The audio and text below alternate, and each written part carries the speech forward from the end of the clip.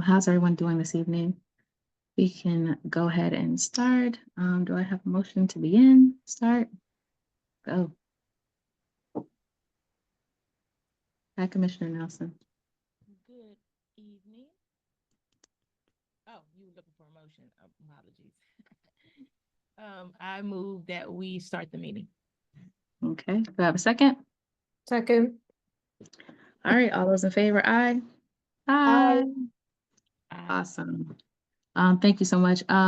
Commissioners A. Diane Williams and Commissioner Tolson are excused for this evening, and we are going to begin. Thank you guys so much for joining us. We are in December. We're in December, y'all. So I'm going to say happy holidays first, and then I'm going to say it again at the end of this call. I hope you had a happy holiday over Thanksgiving or however you celebrate it. And we're going to go jump right into the agenda. And so our first topic is the budget recommendations for FY 2026. To frame this conversation, we are going to do some background in conversations and meetings that we have had with some of the council members over the past couple of days. This is in context to what we had talked about in November and what we had agreed to in November into setting up meetings and reaching out to the council members as well as the county executive. And we'll also talk about the fact that we now have an acting county executive and subsequently need to reach out to her office as well. I'm going to let Commissioners Satitra and Commissioners Dan talk about the meeting that happened on Monday with Councilmember Ivy, Councilmember Fisher, Councilmember Watson. As that I had a conflict on other county business, so I was unable to make it. So.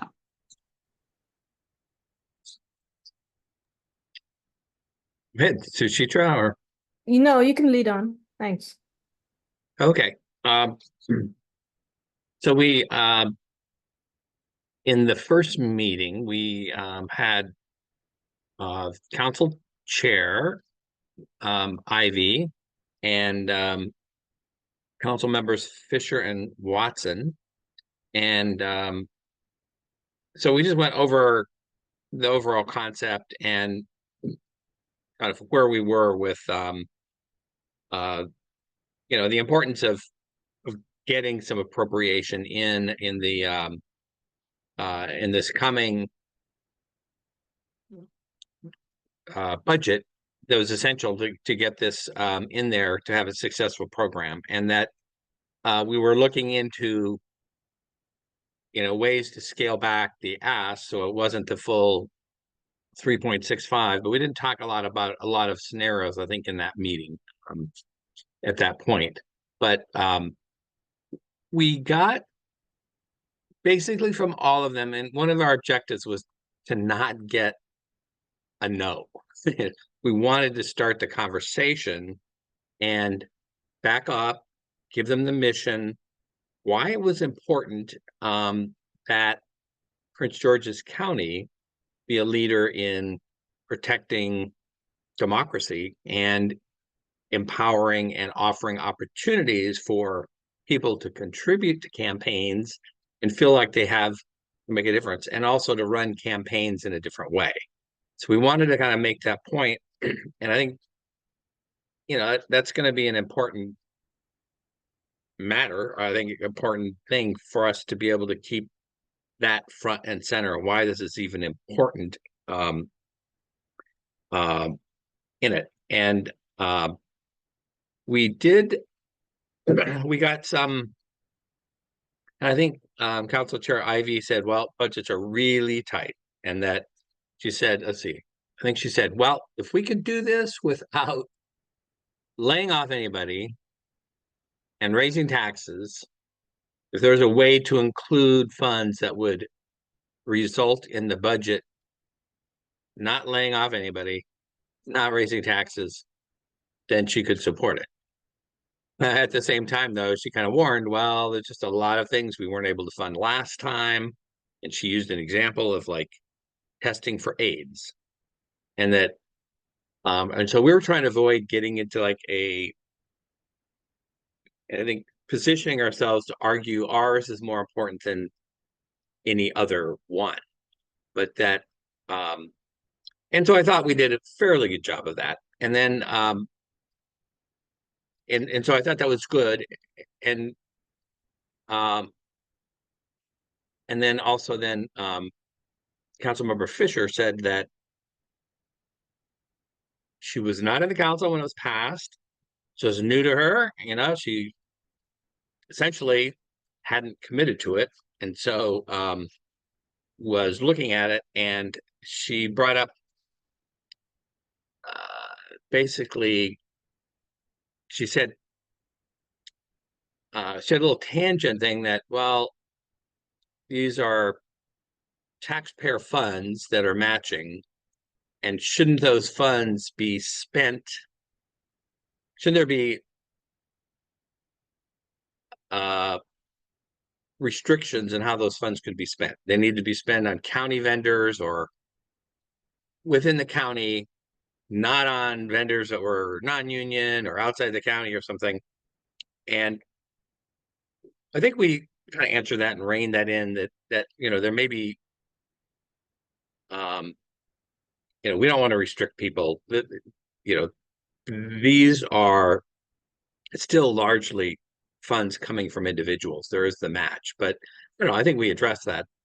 But so she said she was, and we really did stress though that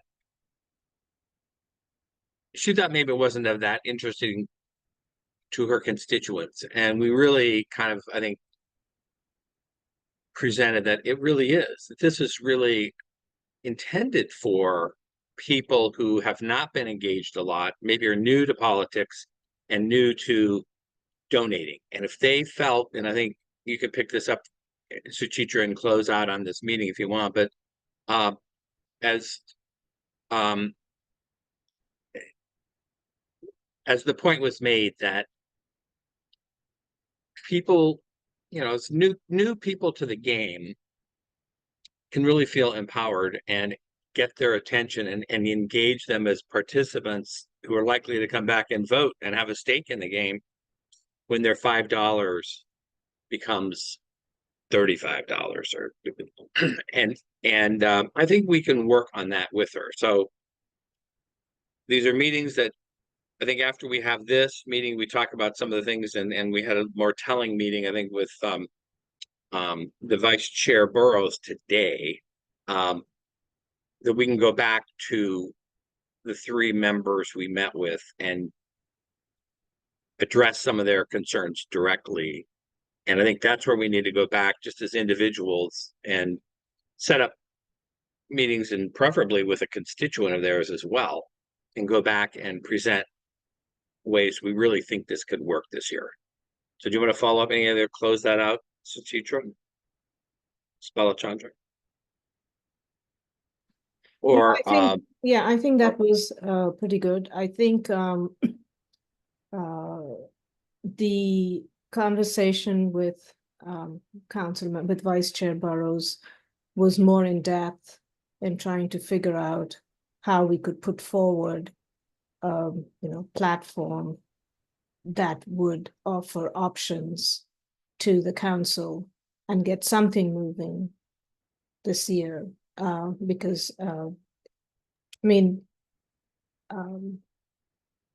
I guess it's always easy to say that there's so many needs, and there are so many needs, and the budget is low. But we do spend for special elections when needed. Democracy requires some expenditures, and they should be considered as an expenditure for democracy, just as elections are. So anything more you want to add, Ms. Parker? Yes. First, I want to thank you and Dan Commissioner Dan, for being able to take the meeting. And secondly, just in context, and I do want to give Commissioner Nelson a chance to have any comments if she so feels inclined before I move on to the meeting with Vice Chair Burrows. What I will say is to kind of reiterate the point that you just made. There are changes in the budget all the time. When there are necessities made for that, we had a special election for the at-large seat, and there was money allocated for that between $800 to $1 million. And then there will be a special election for the District 5 seat, and that is another $500,000. We have two council members that are, one who was on the call with you, Jolene Ivy, who are at-large members who are running for county executive. And if any one of them should win, then we have another special election for an at-large seat, which is countywide, which would be another 800 to $1.2 million. And essentially that is like all of the funds that we are requesting right now. Like we're requesting those amounts, and the decisions that the people that we're talking to requesting these funds are making could possibly eat up the funds that we're asking for special elections based on their own choices to run for various offices. And this is not a condemnation of them in context to their decisions as much as it is a statement in context to when we're having conversations with you and you're talking about county priorities and you're talking about what you can and can't fund, but the decision to run for another elected seat could trigger a special election, which would cost the county $1 to $1.2 million. That in itself has to be taken in context. And I think it's appropriate to mention it on this call in context to the comments made by Councilmember Fisher about this legislation coming on before her time. I mean, everyone on this call is a beneficiary of legislation that has came on before their time. And everyone on this call has to be mindful of those pieces of legislation at any given point in time for their own well-being. So just because legislation came on that you didn't vote for doesn't mean that there's not legislation that you should be accountable to. In context to the meeting with, I'm sorry, let me pause. Commissioner Nelson, did you have anything you wanted to say? I was taking notes and you pretty much said thank you for attending the meeting. I was not able to attend. And I was just looking at my notes and I was like, check.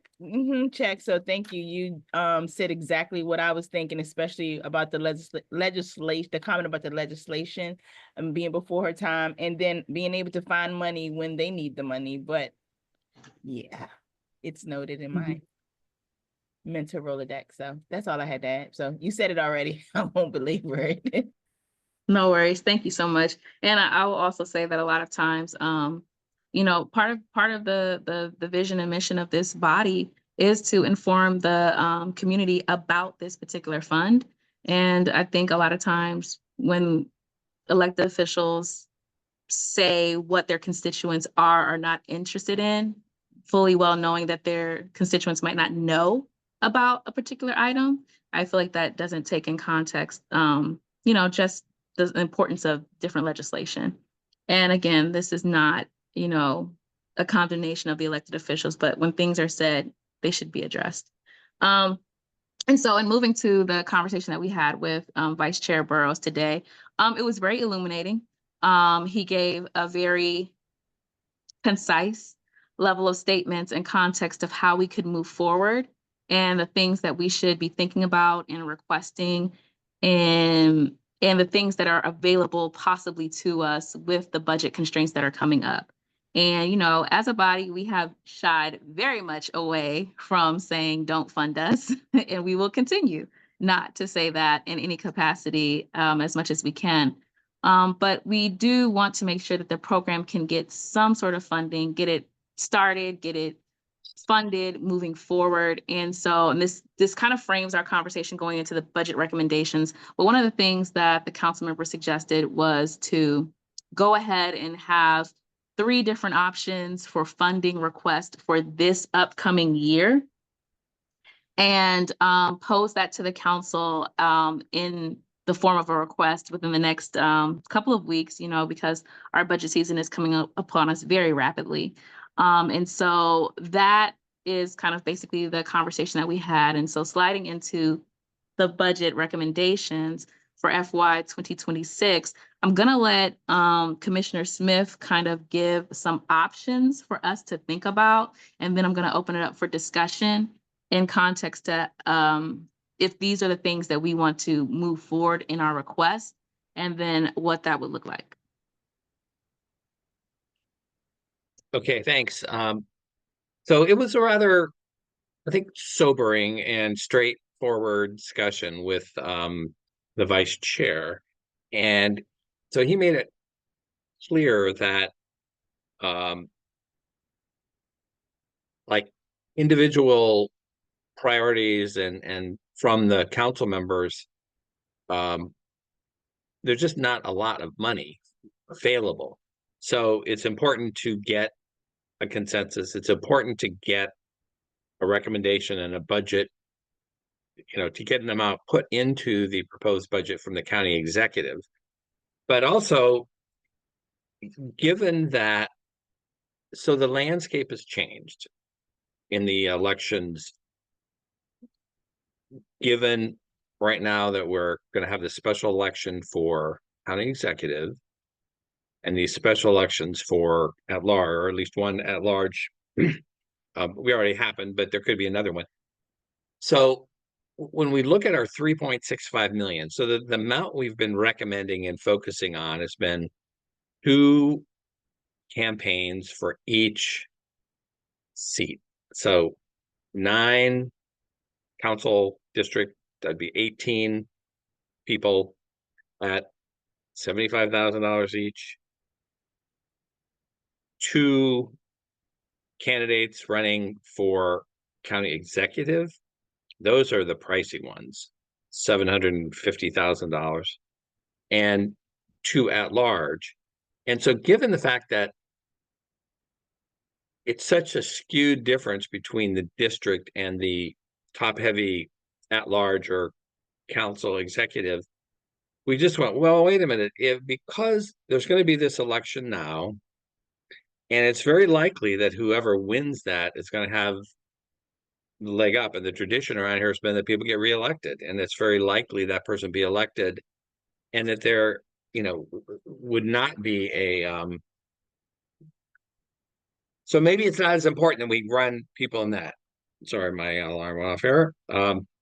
So if we were able to say that this is not going to fund the county executive race, we're immediately needing 1.5 million less. And then if you even go down further for the at large, and that maybe we don't even recommend for the at large, that's another huge chunk. So you get down to just so the math then, if one is doing, I got this right, campaigns for, talked about 18 campaigns for the district. Am I right? That's the 1,350,000. We've already got 400,000 in the fund. So one could do 18 district campaigns with $950,000 of additional funds. And that's one scenario, but just to back up 1 second, and what the council vice chair suggested is that a way to really cut to the chase on this is to come up with maybe 3 scenarios of funding and actually present those offline, individual little straw poll with each of the council members. And I think for that, it would be like personal meetings. It's not something you can very well do with an email, but just like personal meetings, and it just could be a small group, doesn't have to be officially, but just like we're going in and having a talk with a constituent and our council member. And he said, present 3 and say, first of all, talk about the commitment to the program, and are they in or out, just in general. And then would they fund at this level or this level or this? What do they think? So it's pretty sobering. And so we were that, well, what is a really hard way to look at this, or a way to look at we could really pare it down? And this would require some change either in the law or a resolution to limit the application of this to not the whole range of races that we're talking about. So just bottom line, here's one way, here's 3 scenarios.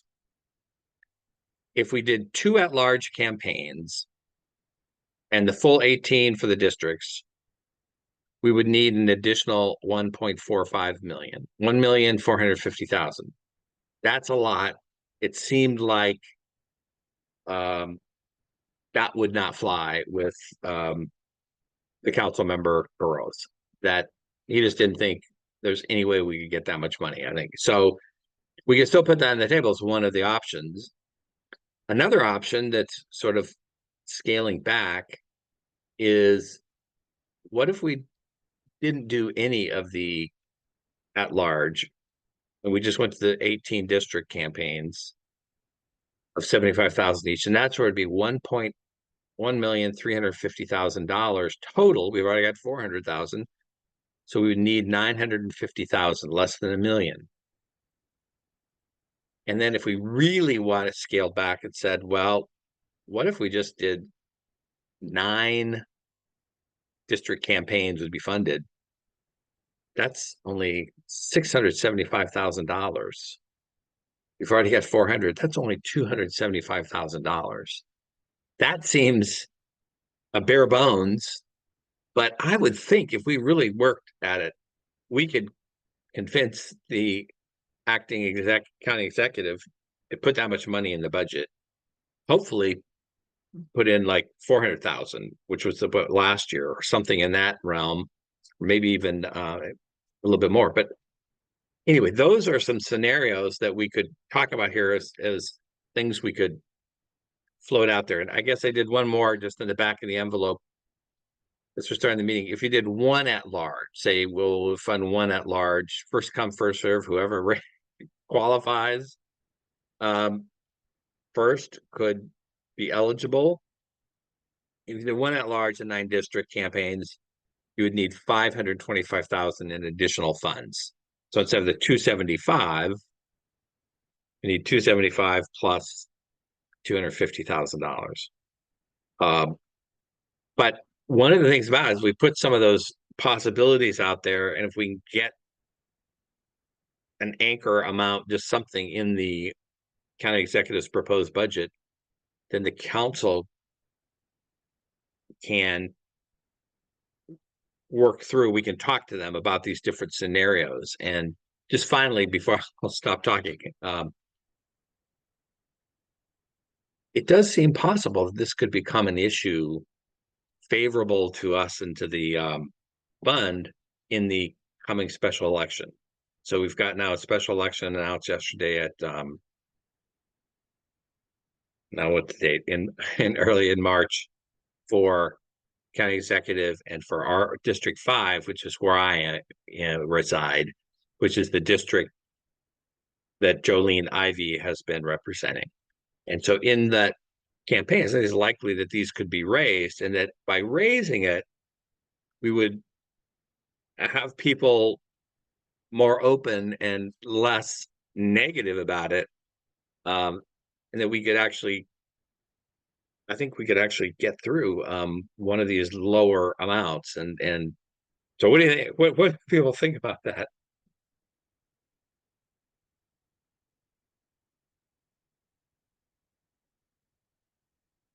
Hold on, I'm about to talk.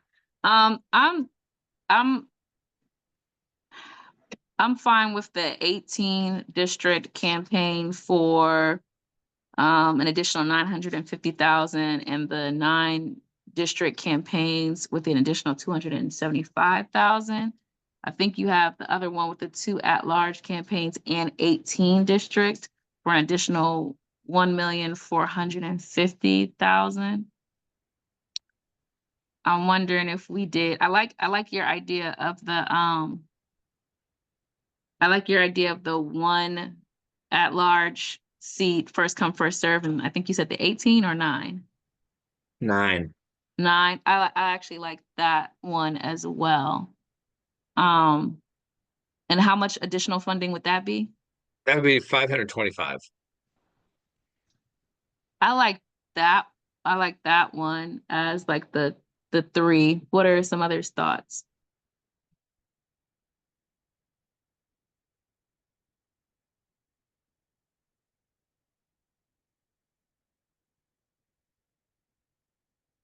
Well, and the thing about it, just one other thing is when we had our meeting, whenever that was 6 weeks ago, or maybe it was a couple months ago um, with the staff and the administration, leadership and the administration and the Office of Finance and the administration, basically they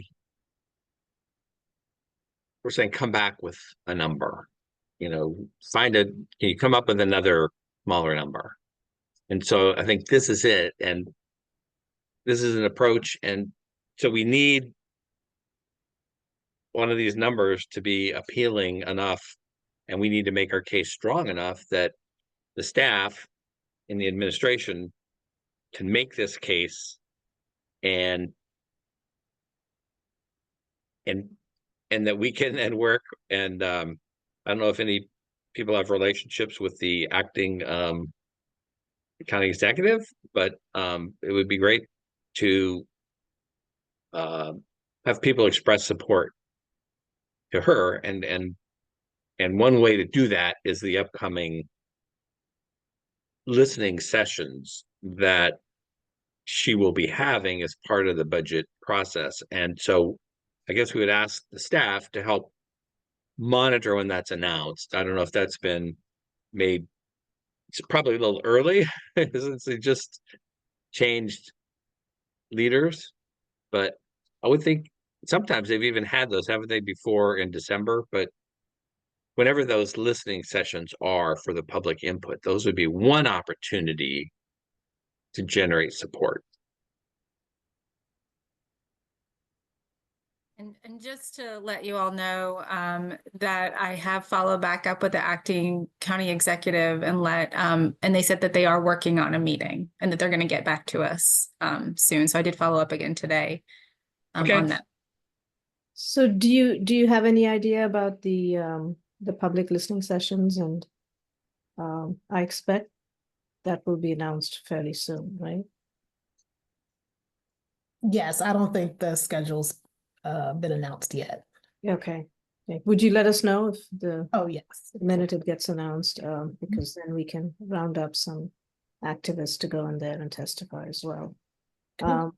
I think just looking at the amount of trouble we're having funding the program, I think the program will be on better footing once we have some publicly financed candidates on the council. So that said, I think we should concentrate on the district seats for two reasons. The first is that I don't know if we have gone back and actually looked at how much candidates spent for the at-large seat. Because when this legislation was written, the at-large seat had not yet been contested, right? So I don't think we actually had numbers for how much was spent on the at-large. So I would say that the numbers for the district seat are probably reasonable. I expect that if you have new people running for these seats, that they'll most likely run for district seats. So if we could sort of concentrate on that and ensure that people who run for the district seats actually get their full match, if they're able to make it there and not get cut off in the amount of funding that they should get, that would be a good start.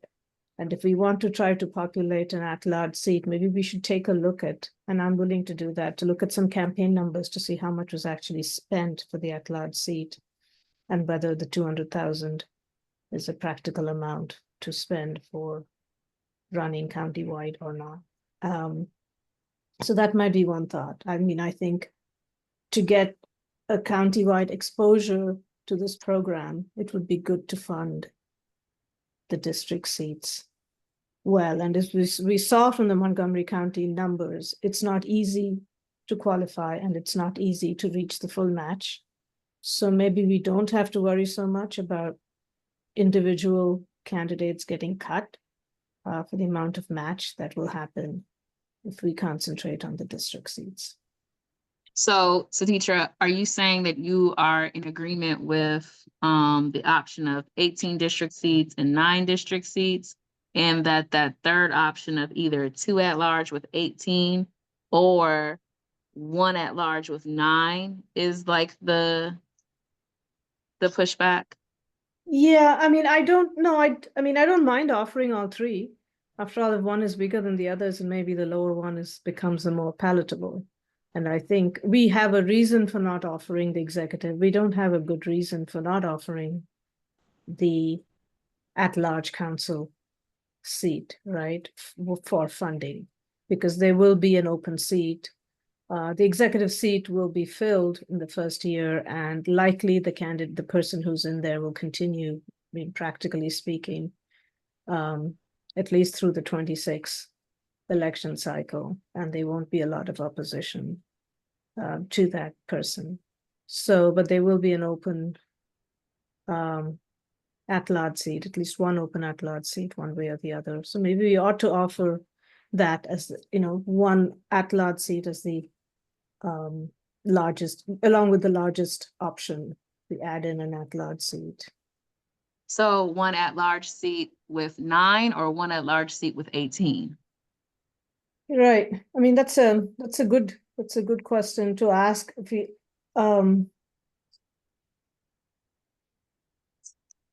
I mean, there's pros and cons, so I don't really feel I have the basis for having a strong opinion on that. Mhm. I mean, it could end up being somewhere in between, right? It could be like 12. We don't, I mean, that offers some slop for multiple candidates running in certain districts, publicly financed, etc. I mean, it could be 9 so whether district Oh, I parity think you is mean like needed or 11. not. I think you mean 11, like 9 district seats and then 2 at-large seats. No, I was wondering if, somewhere between 9 and 18, it makes the math a little more difficult to justify. It takes away from district parity for the district seat. So maybe we should stick to either 9 or 18 when we present. Okay. Right. I mean, I think that's the best. And I mean, so I mean, I think at this point we come to what is palatable and what is easier to get through. If you think 18 district is easier to get through than 9 district plus 2 at large, we should do 18 district and drop the at large, or add that in there as 1 at large. I mean, I don't know. It's easier to chop than it is to add later on, right? So we should present as our basic something that we all feel comfortable with. And then if it gets chopped, it gets chopped. Or if people don't make the maximum match, there still will be people who qualify and get some funding, right? So it's an exercise for people who are running. It's a new game that they don't have. They'll have to look outside the county for advice on how to do this, or read the manual and form a strategic plan and all of that. So I don't know if I have a strong feeling one way or the other. So Yeah, I think for me that as we've talked about this, and that the fact that there will be at least one at-large seat open, it probably makes sense for us to include at least one at-large campaign in a scenario, in our preferred scenario. And then, as we're saying, down the road, I mean, they could cut that because it's going to take a few months or before they finalize the legislation and the budget. And so they could align this and say, up, axe the $250,000 for that one.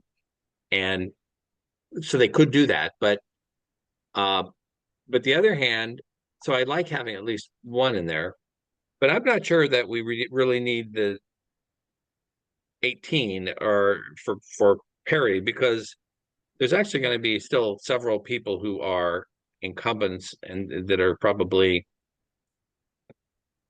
I think it's highly unlikely that there are going to be 18 candidates who would be able to like fully qualify and spend money. But I think 9 is a good number, but it could be 12 or something. But in any case, I think we're getting there. And I just would say one final thing that would be, what I think is important is that we need some certainty of for candidates and for the funding and for like the Office of Finance in terms of not having to make a decision to cut back.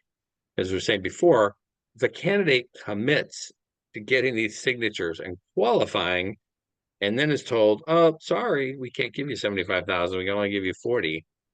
That's, I think, a real disaster for the program, and that we want to build success and confidence and then grow it.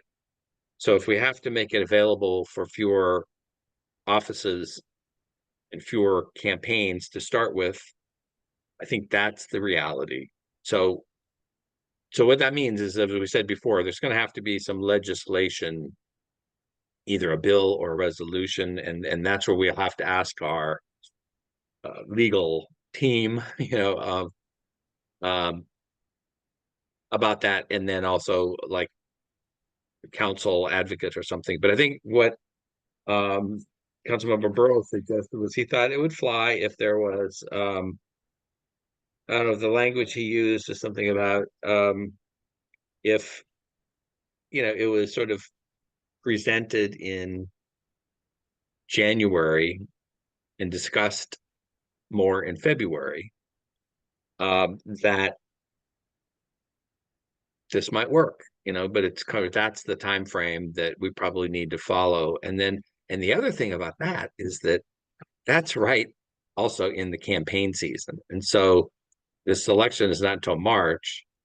And I would think it's more likely that candidates will not want to say, no, I'm not for this public funding program.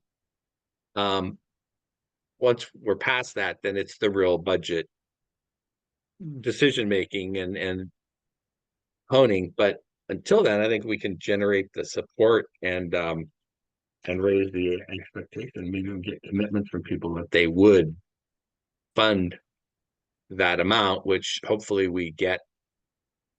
I think we just have to get it from the executive in the proposed budget.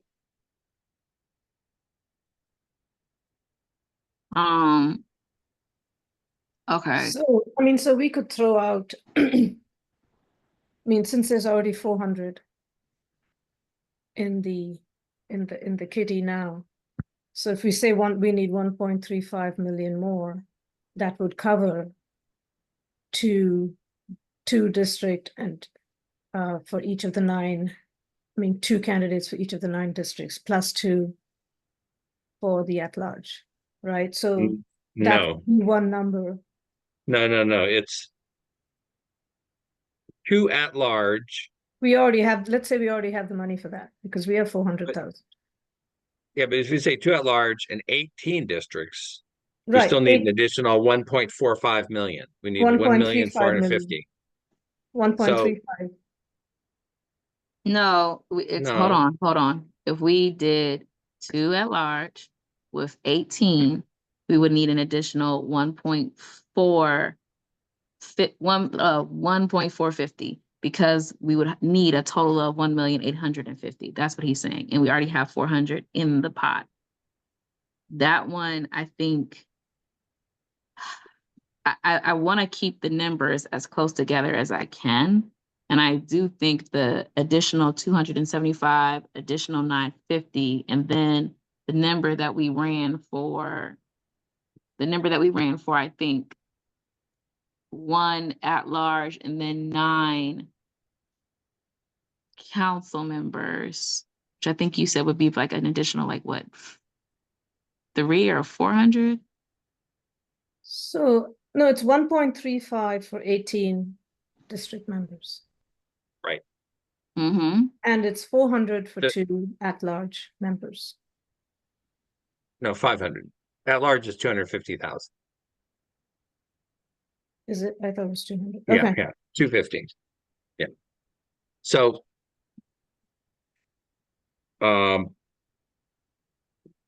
okay, so at the bottom, if we're just doing 9 district ones, that's what we talked about. Just need $275,000 more. That's kind of the bare bones. If one throws in, adds to that one at-large campaign, we're up to needing an additional 525,000. And could run a number here if we said I don't know. I think it just gets, when we put 2 at large, that just takes a number way up. Mhm. That's why I So was we, thinking, I'm sorry, go ahead.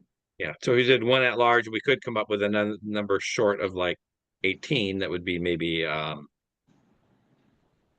12 or something like that. Which I think is still likely to be quite generous in terms of reality. You said one, you talking about 1 at large and 18 district? Yeah, or What or would be the number for 2 at large and 9 districts? okay, that would just add okay, so that would add 250, so that's 775. Yeah, 775. And Yeah, then so that we'd would be, be yeah. 2 at large and 9 districts. So we'd be going, if we went with these numbers, it'd be not asking for an additional 950, 775, and 275. Versus asking for 1.8, well, 1.4, 950, and 275. Sure. Sure. And then if down the road they decide that, you know, like we want to maximize district and minimize at large, they can do that with Mhm. public feedback and discussion. But okay, those are 2 So, scenarios for the. Go ahead. Well, hold on, Satish, I'm gonna get to you. Let's agree on the 2 that we can agree to, and then move forward with a more of a in-depth discussion on the last one. And the reason why I say that is from the perspective of we do need to get like these options, these numbers out to the council as quick as possible. So are we in agreement with 9 campaigns at an additional 275? And 18 campaigns at an additional 950. Those 2 benchmarks.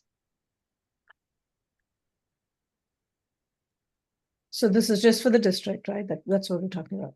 Yeah. 400 we currently have and 275 more to fund 9 candidates. Mm-hmm. 275 plus 400. 400 and yeah. And then one, like, you know, for the other one would be 950 would be an additional amount of funds for the 18. Yeah. I mean, those are Okay. good. I mean, I think we are sort of in agreement about the district, the options for the district, the 9 and the 18. Okay. Commissioner yeah. Nelson, let me ask Commissioner Nelson. Commissioner Nelson, do you think that those numbers are good for us to float to the county council as an option for the funding request for 2026?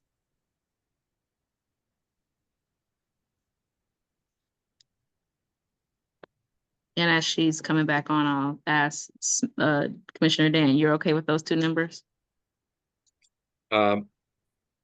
Yeah, I think so. I think the 775 one. Well, no, I'm just talking about the 9 for an additional 275 and then the 18 for an additional 950. Okay. All right, so those we can kind of agree on, and I'll get Commissioner Nelson's feedback when she comes back on.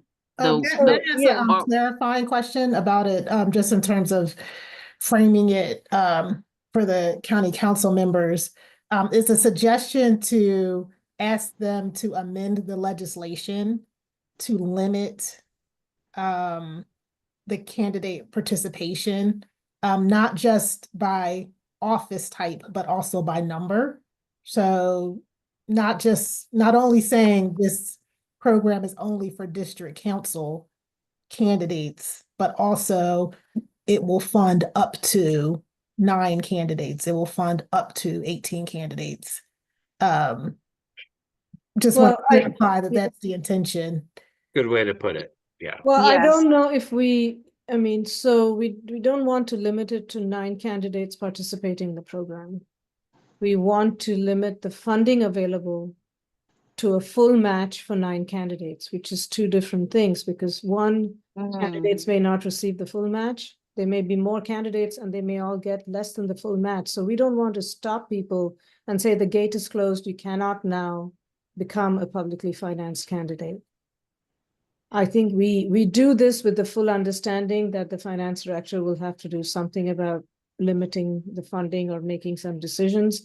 And we've never run the program, but looking at Montgomery County, we know that it's hard to reach these, it's hard to qualify and it's hard to get the full match. So when you're saying restricting it to, I mean, I don't know if we want to have a gate and say now 9 people have gone through and filed for public financing, the 10th person cannot file for public financing.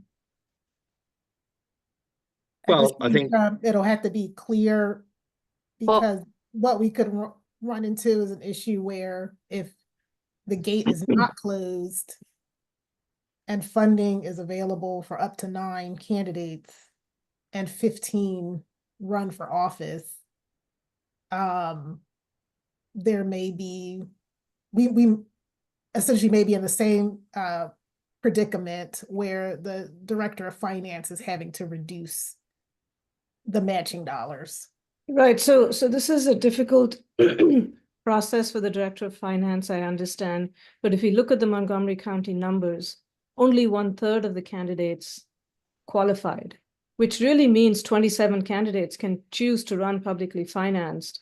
And if only 1/3 of them, which is 9, qualify, then that takes care of the burden of trying to fund the others who did not even get to the qualifying post, right? So it's how many people you allow to run in the race versus how many make it to the finish line. And we don't know that. so. And so, I mean, that is the issue that we're currently struggling with. So we don't want to limit the number of people at the start line because we know there is going to be attrition. There's 2 lines, and let me just follow. I think that I understand where you're coming from and how what I think you're expressing about there could be a lot of people could start the race and not qualify. And then also there's people that will qualify that won't use the full amount. But we have to, I think, really we need to add as much certainty as we can and remove.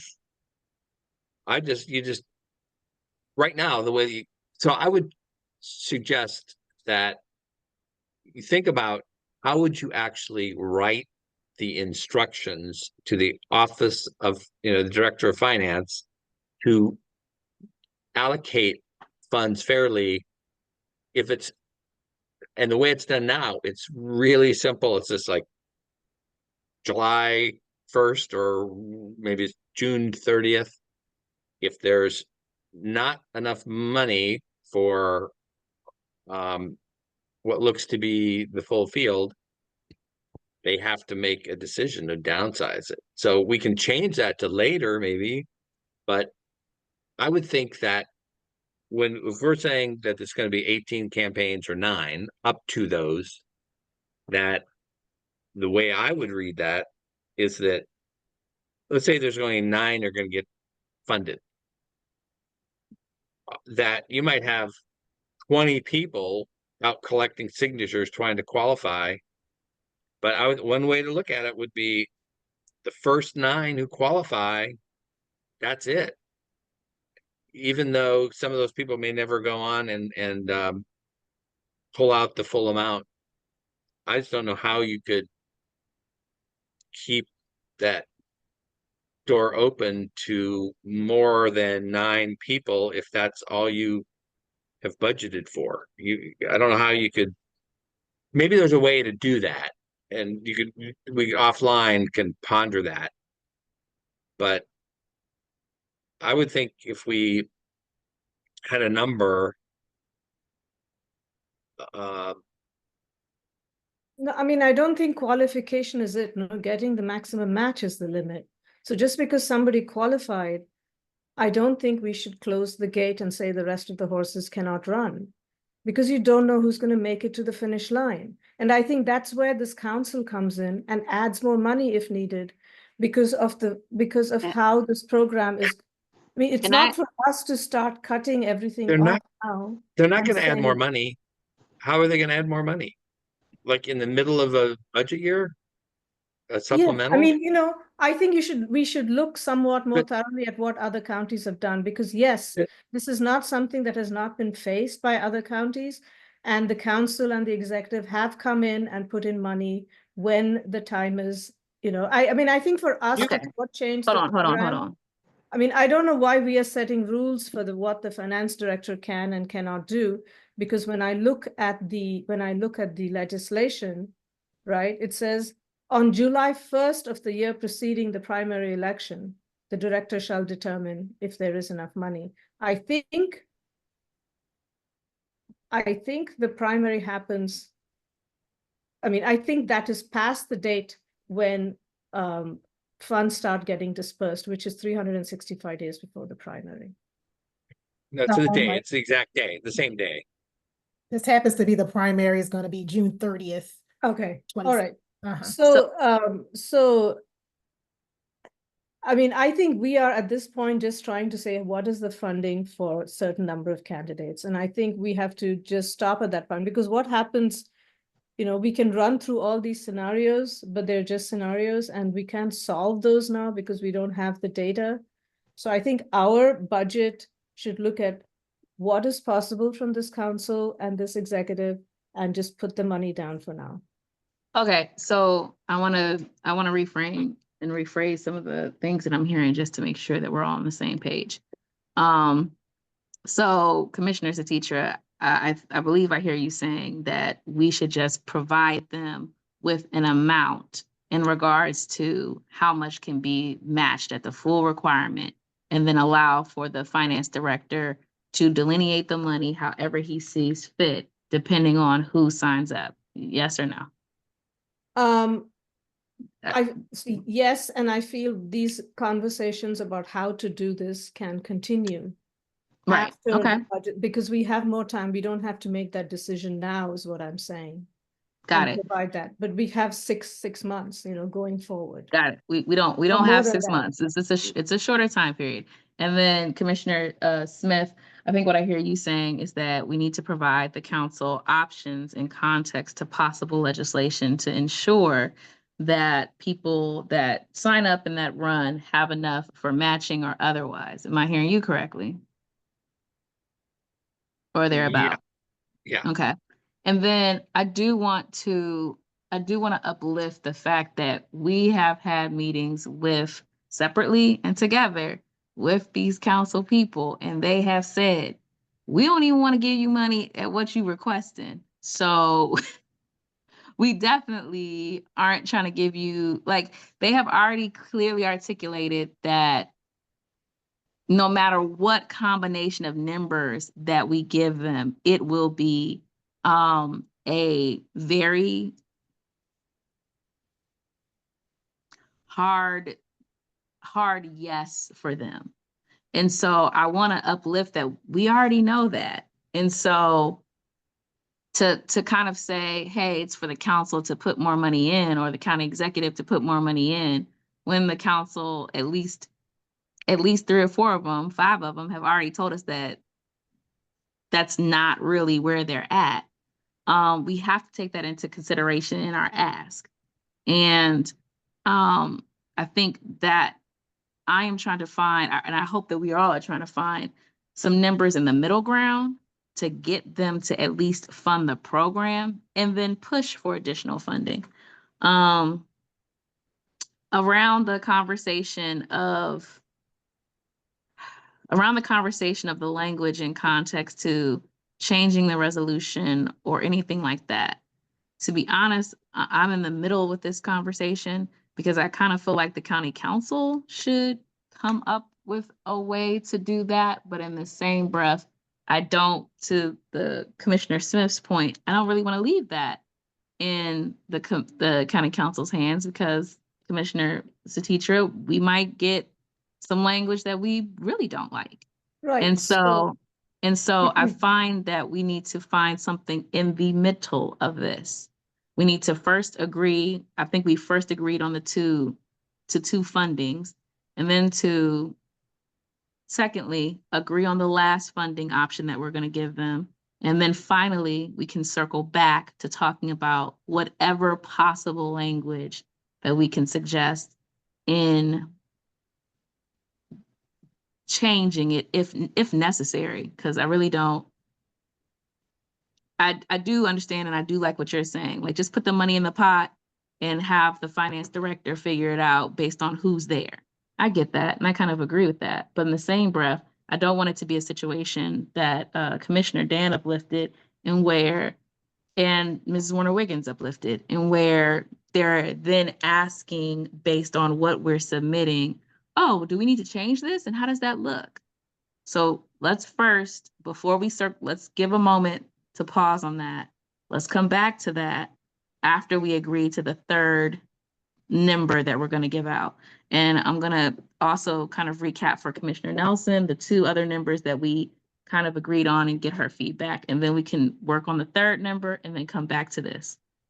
Commissioner Nelson, I think two of the suggested numbers for submitting to the council as options for the funding for this year would be 9 district campaigns with a total of 675 in the pot. We already have 400,000, so we'd be asking them to fund it at an additional 275,000.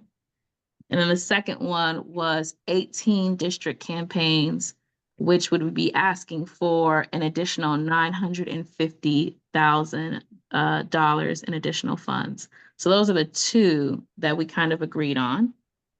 This is a far cry for the 3 million or so that we've been asking for since we didn't have these meetings. But those are the first two, just to get your feedback on that. And then we need to decide a number or a combination for the third one. My first thought was to ask for the 950 because I start high. Mm-hmm. If I start 450, then if I start 950, then maybe they'll say with some wiggle room, and then we get to 4. But I definitely, because it's definitely lower than what we wanted. So my thought was to ask for the 950. Okay, we're gonna give them 3 options. I mean, so the 950 to 275, you're okay with? Yeah. Okay, so now we need to come up with the third option. Now we had a number of 2 at-large, 18 districts, and asking them for an additional 1.4 million. That's high. All right. That's already told us where they at. But we did come up with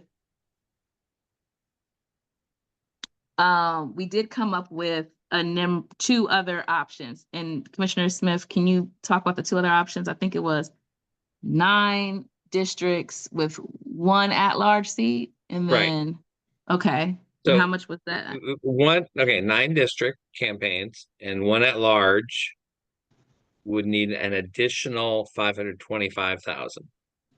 Okay, so hold that 525,000, and then if we bump that up to 2 at-large and 9 districts, it's 775.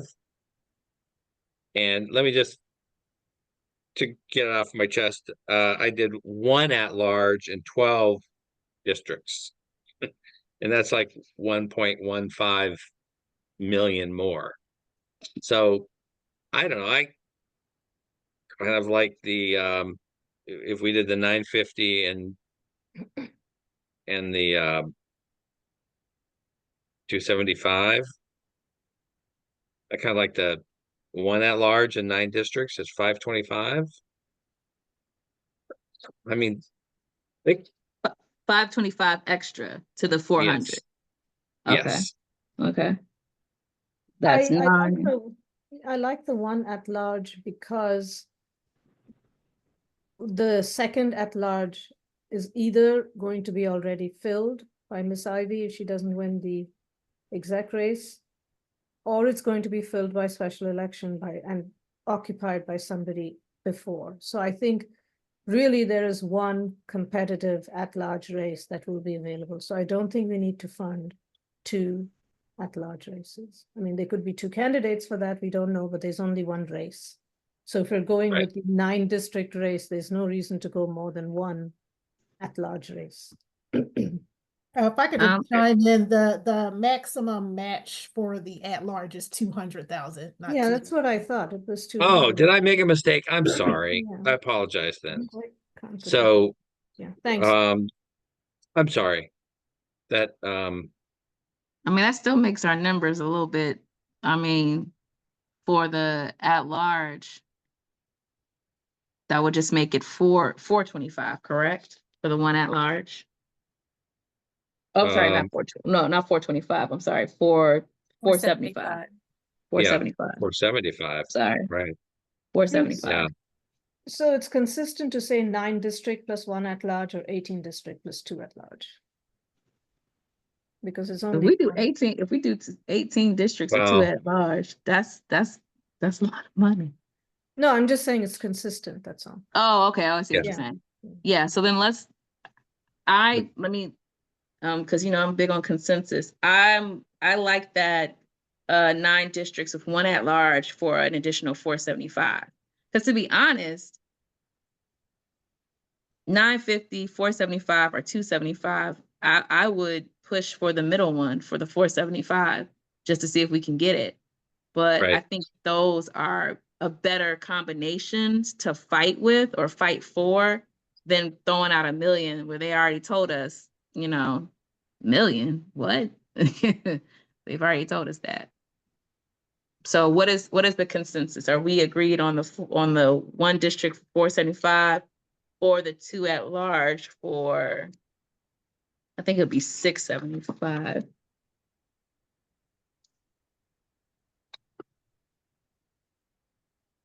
We're not doing any 2 at large, are we?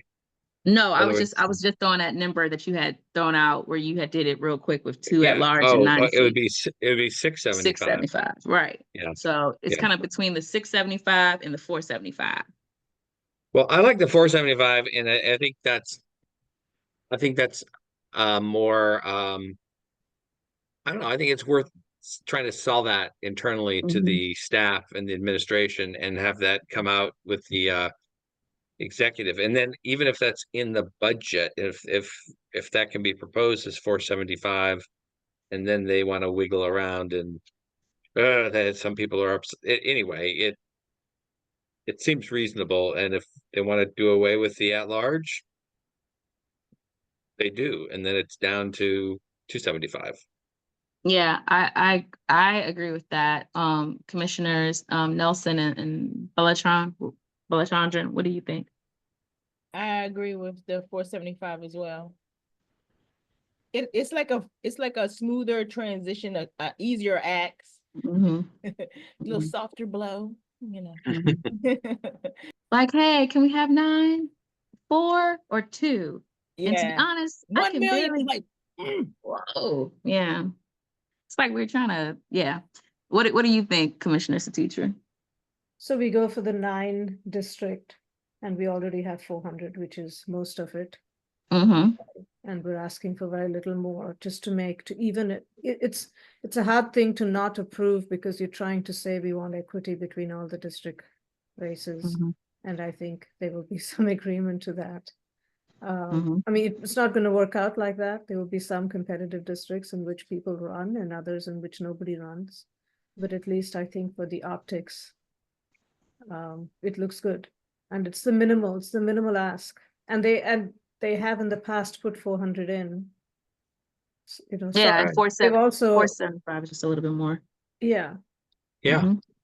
Okay, so thumbs up to us. We got the 3 options. We got the 275, we got the 475, and then we got the 9. Let me enunciate my What words is for the my father watches 475? this. The 475 is the 9 districts plus 1 at-large seat. Right. Mm-hmm. And then the Yeah. top I billing think, for yeah. so the top billing for this would be the 950, then it'll go to the 475, then it'll go to the 275. So those are our requests. So All right, so if go ahead. I would move if we, I mean, we do a consensus, but I would otherwise Yeah. move that this is our, recommendation, for the numbers for the recommendation from the commission. That's The 3 second. did. Could you say the third one again?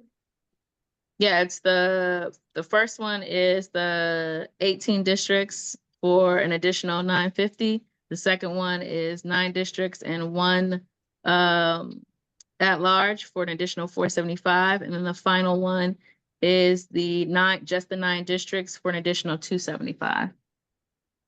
Okay. I seconded the motion. And- Go ahead. Vote aye. And then just for discussion, I would be that we really, these are, as Mr. Burrow said, these are a way to have a discussion with the council.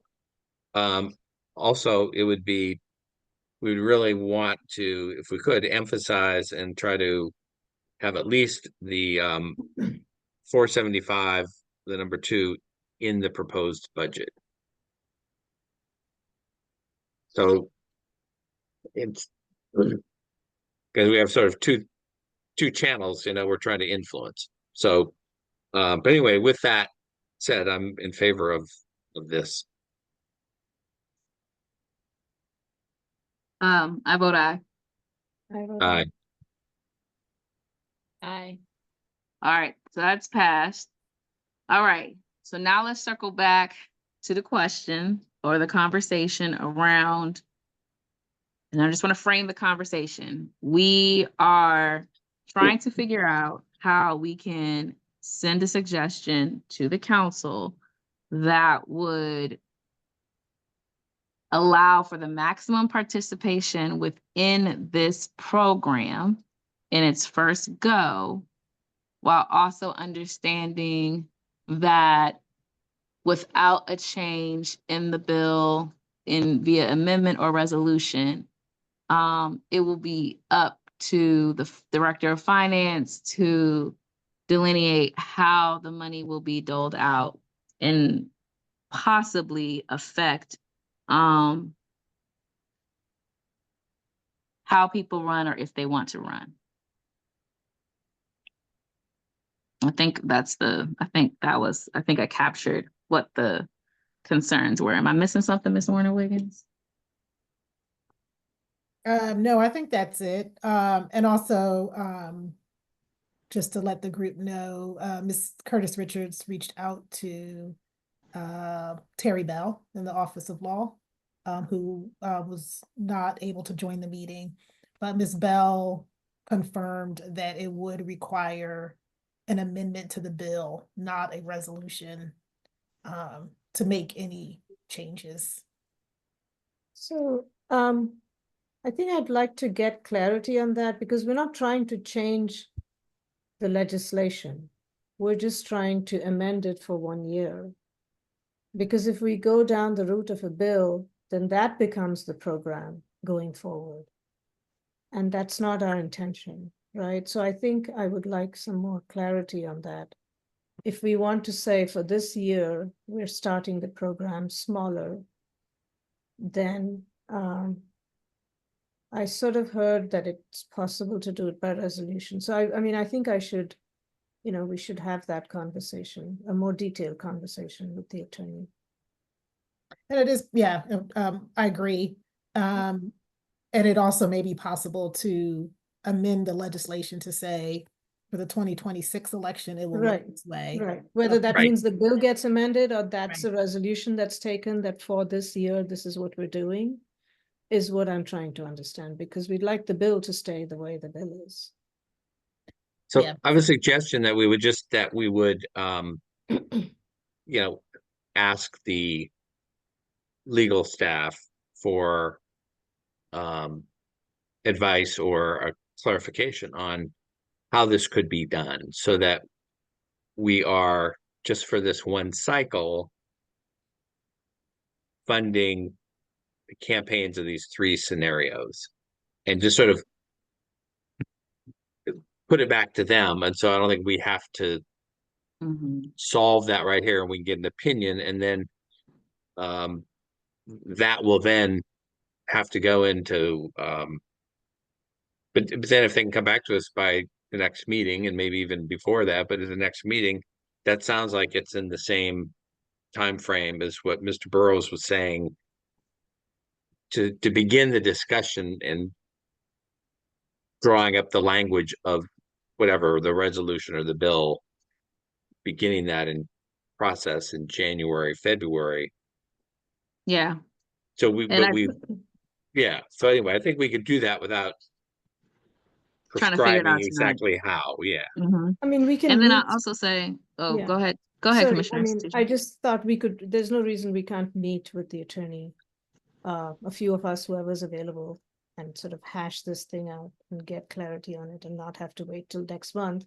But I'm also looking at this budget as, this is our budget, this is how we work out the budget. It doesn't mean that the program is limiting Yeah. 9 people to, to run. I mean, maybe nobody runs for at large and more people run, and more people run from some districts. So we're not trying to micromanage.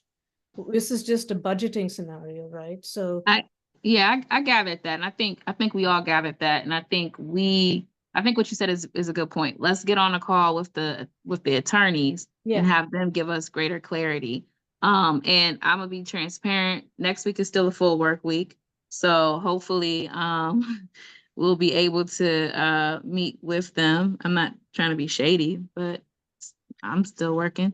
So hopefully we can meet with them before everyone goes on break for the holidays, so we can have something, available as we move forward in January. Commissioner Dan? I mean, I would think that another alternative way would, that even if we have a meeting, they're not going to necessarily be giving us the answer. They're giving us like, oh, opinion. But like if we ask them, that essentially we would be getting a little memo back that would say, Mm-hmm. here's how it works. But we want to make sure they understand the question, I guess. right. So, Yeah. I think the meeting to frame the question and have the discussion, and then if they have any kind of opinion at that point, to share it with us, and if they need time to. So, Yeah, that's fine. I mean, I'm assuming they do this all the time, so it's not a very, assuming they know how things work, right? So. one other thing that just to bring up, that in our meeting with the first meeting, and I think it was some of the staff that was there, and I'm not sure who, but our commission and reports, or it comes under the jurisdiction of the Government Operations and Fiscal Policy Committee. And those committees are, I guess, not yet selected, but the new, the county executive, Ivy, our Ivy on the council chair will be making the appointments soon for that. So we just need to watch for who are the members of that committee, and those would be people that we would want to give some special attention. We need to give attention to everybody, but those people we could give some special attention to, and have maybe a little more in-depth conversation about what we've just been talking about in our whole strategy. Yes, and I just wanted to make sure that we were referring to her by her correct title. I know, it just goes around in my brain. Lord all of these different mercy. things. Lord of mercy. All right, so we got a plan of action. Let's move on to item 2. Okay. Formal name for the fund. Commissioner Warner, Commissioner, see, you got me doing it. Mrs. Warner Wiggins, is in reference to the fund itself, like us granting the fund itself a formal name? Can you clarify this for me? No, so the fund is the Fair Election Fund. What we don't have is an official name of the program. So we've been referring to it as the Fair Election Fund Program, or the Prince George's County Public Campaign Financing Program. It's just, is there a single name or a single term we can all agree to when we're referring to the program itself? Oh, so this is going to be a fun conversation. And well, no, because I know that we are the Fair Election Fund Commission, right? And then the fund itself is fair elections. But I think Commissioner Satitra, and as rightly, because I do see the point in this, really emphasizing this is public, public finance or campaign finance or something to that effect, needs to be out there as well. So I just don't know how we would do it in context to the names that we already have tied to this program. But I don't know if you, Commissioner Satich, I'm just going on previous conversations we have, and if I'm not accurately Yeah, no, that's fine. conveying what I you, did suggest, yeah. because I think fair election to most people mean you don't tamper with ballots. You make sure everybody gets their ballot and that's what a fair election Yes. is. But public campaign financing is very different. So I think we should have the words public financing in there. And I think campaign financing is what it's called. We can look at the names that are there in the state level and in the other counties. But we can keep fair election. It'll be a longer name, but so what? It's called the Fair Election Public Campaign Finance So Program, you or want to something like that. Yeah, because we don't want to, we want the Fair fair election election. to be there so people are not Elections, confused that this is public something completely campaign different. financing Fair program. election, public campaign finance fund, or Hold the on, program. It's the program. The Too long. program. Yeah, the program. Hold on, let me, fair elections, say that again, fair elections, I think I put it on the email at some point. but public it was fair financing, election, public finance or financing program. Fair election hyphen public financing program.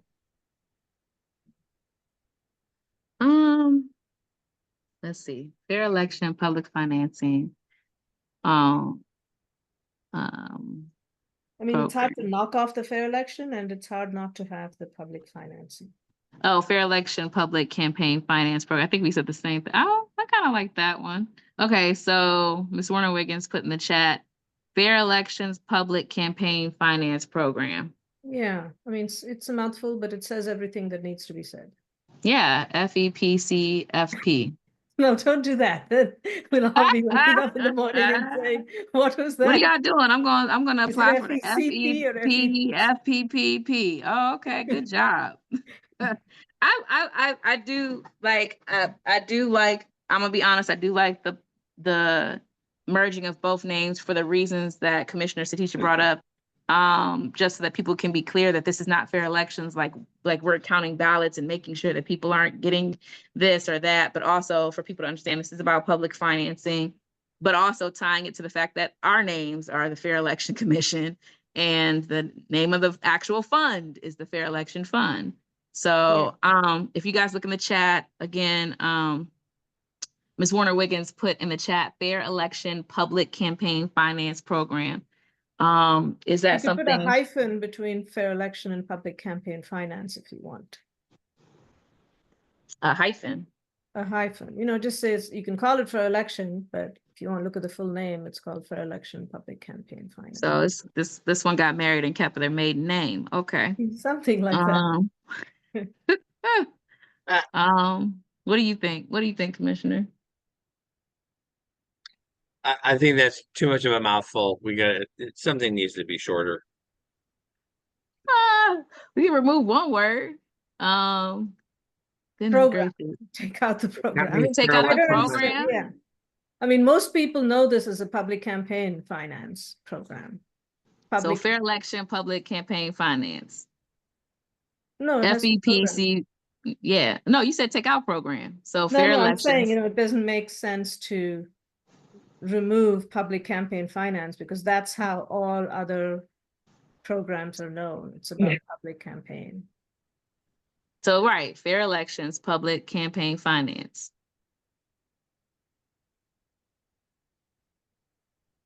Yeah. FEP. And then you could call it the fund, you could call it the program, you could call it whatever you want, depending on what you're talking about.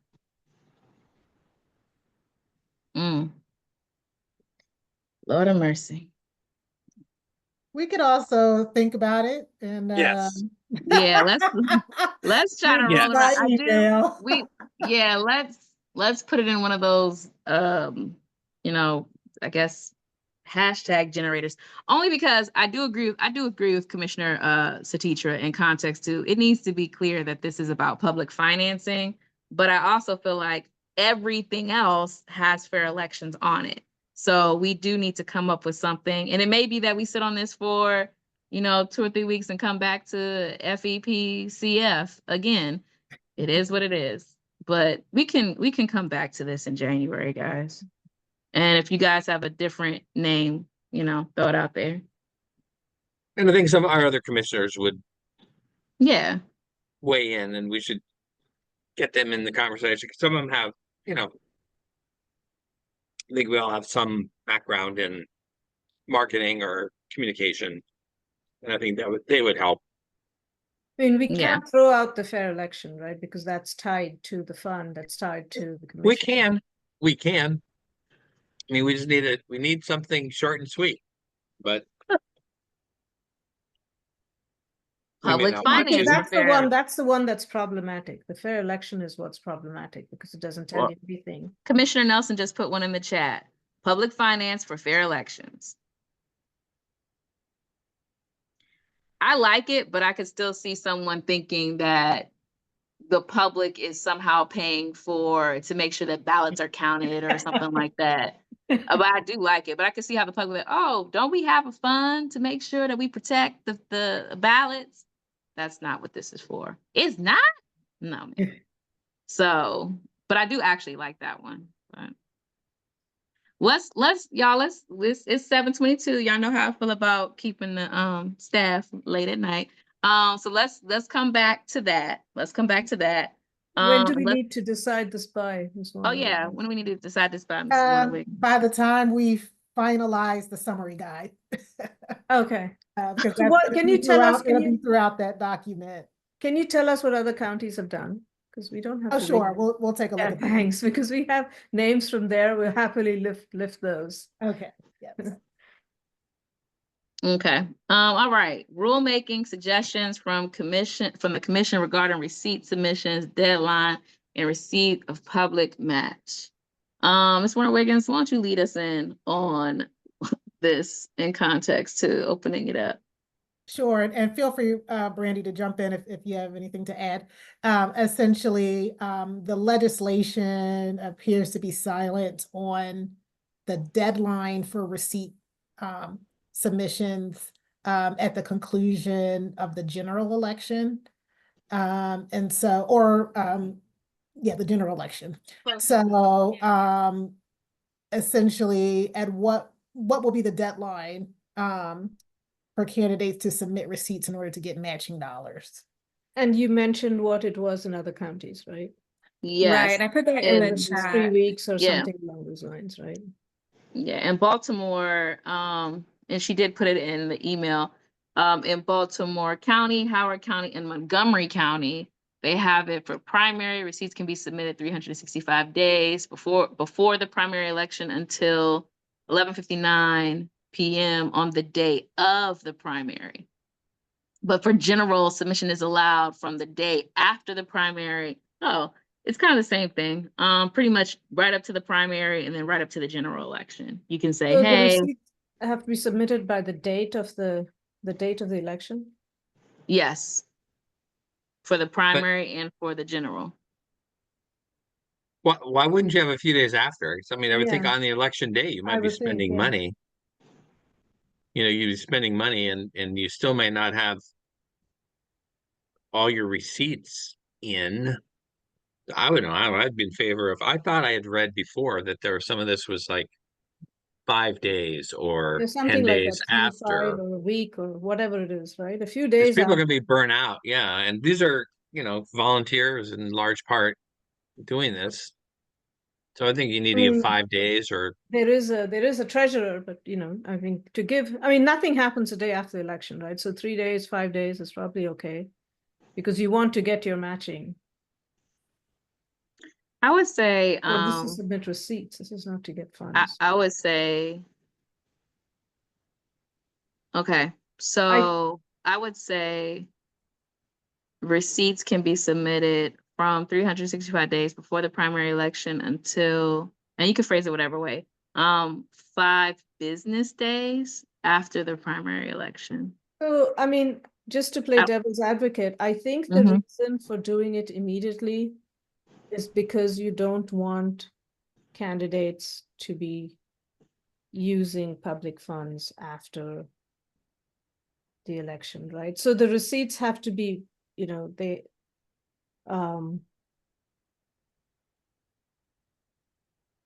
why don't we talk? I mean, you're saying that everybody else says on the day of the election? Because whatever money you have left is supposed to go back to the public coffers. And so I wonder if there's something around that, which is why other counties have it set up. I mean, I would say MoCo is the best to talk to because they've done it twice.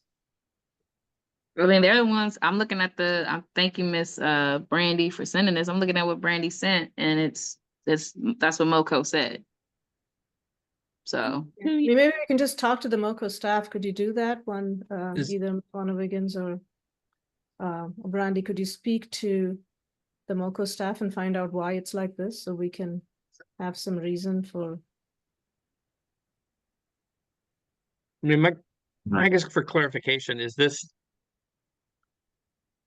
dated receipts, like, so that you can't have any expenditure afterwards? Like, so you, Yeah. but, or is this like when you submit your receipts? So you can compile it and do your report and send your final receipts in, but they have to be dated. But the other thing is, what if there is a contested election and it doesn't, it's like going into recounts, and somebody has a gas bill to go to from Marlboro to watch or wherever to watch the recount a week later, 4 days later during the recount, I would think that would still be legitimate. So, I mean, obviously we don't want it I abused, don't but think people charge for things like gas, right? I mean, if well, you have a staff member whatever. saying, yeah. No, but if you have to pay a staff member to do that, or you have a bill to go to an attorney. for the recount, yeah. Yeah, something. I mean, That's fair. That's or fair. you could say, Yeah. you could say all, everything has to be in, I don't know, Well, I no, mean, we could talk the to day after the certification. hold on. I want to make sure that we hear Commissioner Nelson, and I do agree with kind of the points that you're bringing up, Commissioner Dan. Commissioner Nelson? Yeah, I was under the same mindset of Commissioner It's a teacher. Citra.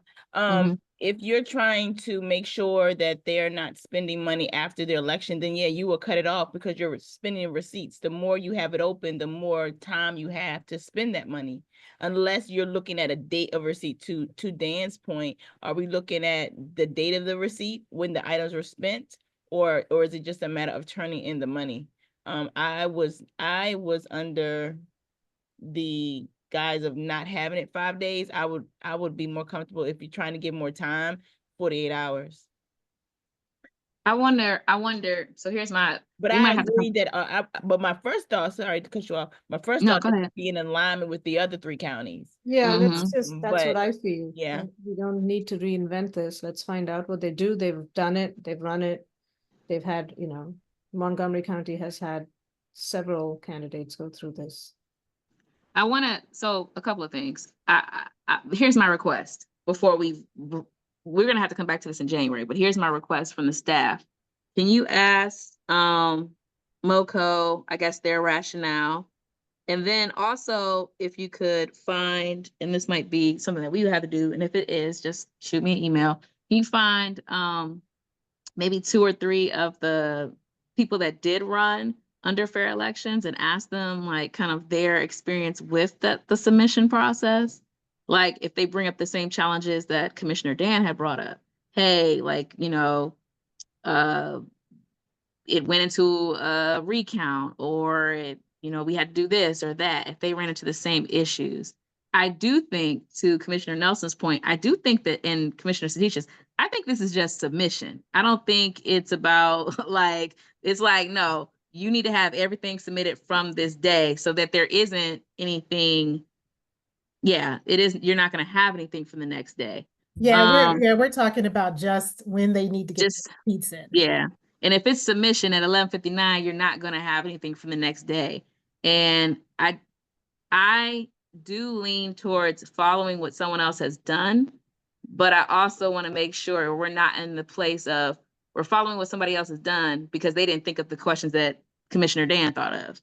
And their people are having those issues. You know, I just want to be very clear before we say, okay, yeah, they did it this way, we should do it that way too. Because we just had a recount for our school board. So for District 8. So if that person had run fair elections, public finance, and she had like, what would be the thing on that? So just if we can get those questions answered and, we can make a better decision. If it is that we do what MoCo did, then it is what we do what MoCo did. It's not gonna, I just want to make sure that we're all, hearts and minds are clear when we say yes to that. Does that make sense? Mm-hmm. Yes, I just wanted to add that there has been recounts in the executive race in MoCo twice, I think, and once that went on for a long time. So and that was for a publicly financed executive candidate. So I think we have examples. We can just find out what happened when Mark. Yeah, we can ask them how they Right. felt about that. Yeah, and just find out how it was dealt with. And if you can do it for an exec race, you should be able to do it for a district race. Agreed. So let's find that out, and if it's smooth and working well, let's go with what is being done elsewhere. Agree. Okay. Now we are at next steps and action items. I think the only action items that we just kind of went over was thinking about, drafting the letter that was going to go to the county council, and drafting the letter is going to go to the county council for the budget recommendations. I think we can work on that. It goes to the exec, doesn't it? And the exec. It goes to the and the county executive. Yeah. I know we're going to meet with her though, so we might have that conversation with her, but we can do the formal letter as well. So drafting that, thinking of a formal name for the fund, and then getting the information back in regards to the rulemaking suggestions for the commission and receipt of submission of deadlines to receive a public match. Our next meeting is January 8th, but I get the feeling that there will be a flurry of email activity for the remainder of this week and then the upcoming week before we go on a holiday. I do want to just be mindful, or just have the commission be mindful that, December 16th through the 20th, send all the emails you want to staff, but once it becomes 5 p.m., 4:59 on December 20th, let's let our staff have a good holiday, and then we can pick back up with them on the 6th of January. So hopefully we can get a lot of the things that we need done in context to them next week. But if not, just be mindful that they will be on vacation, they will be on holiday. So it just might be you sending an email that will not be looked at anyway. And just want to be thankful for that. And yeah, just want to wish everyone a happy holiday, however you celebrate it. And I want to thank the commissioners for being on. Thank you, Attorney Allen. I know you were quiet today. We saw you in the cut though. And thank you to the staff. We always greatly appreciate the work that you guys do for us, to be on after hours, to be answering our plethora of emails and our questions and, helping provide guidance. We do not take that for granted one bit. And we really appreciate all of you and all of your work. And we definitely don't want you to ever feel like we do not appreciate you guys, because we really do. And so with that, do I have a motion to adjourn so I can bake some Christmas cookies? Dan, we need you to come off the mic so we can get that motion. So moved that we adjourn. All right. Second. Do I have a second? Second. All right. Everybody say aye. Aye. Aye. Aye. Y'all Okay. have a great holiday. Thank Bye-bye. you, all of you. Everyone. Thanks a lot. Right, happy holidays. Happy holidays. Bye-bye.